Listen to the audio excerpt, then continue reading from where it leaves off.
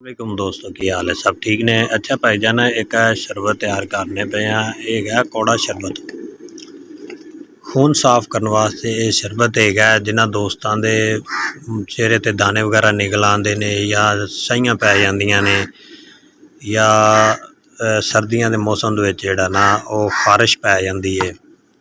काफ़ी सारे दोस्त ने जिन्हें मैसेज किया है जी जिल्द खराब हुई पई है या खून गाढ़ा होया पिया है या दाने निकल आते ने या कोई मसला बन गया जिल्द दे विच धदरियां बनदियां ने या औरतों नूं ज़्यादातर जिहड़ा ना वो ठराह दा मसला बन जाता है। औरतों के मूँह जिहड़े स्याहियां नाल भर जाते हैं। ये उन्हां वास्ते जिहड़ा ना शरबत तैयार करने पे ये कौड़ा शरबत है और इसके बहुत सारे फायदे ने।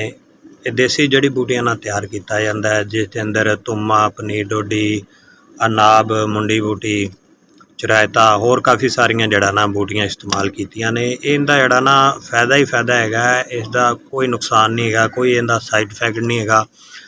अगर कोई भाई लेना चाहता है पूरे पाकिस्तान विच होम डिलीवरी मिल जाएगी इनकी। अगर किसी भाई नूं जरूरत होवे वो जड़ा ना मंगवा सकता है।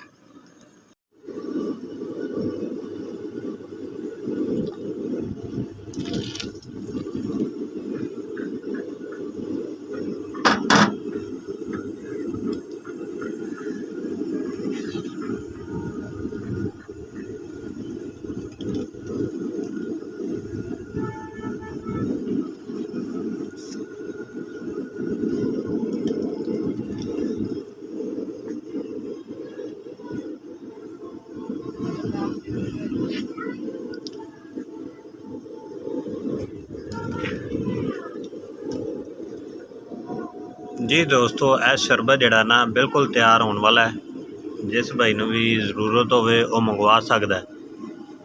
यह शरबत जड़ा खून साफ करने वास्ते है। चेहरे ते स्याहियां ने किल ने बाज़ औकात देखी दा दोस्तों का जड़ा ना वो चेहरा ही भरिया होंदा किल्लां नाल। जड़ा ना चेहरा बिल्कुल जड़ा ना खराब होया होंदा किल्लां नाल। ये उन्हां वास्ते एक तोहफा है। हाँ जी जिस भाई नूं जरूरत होवे मंगवा सकता है।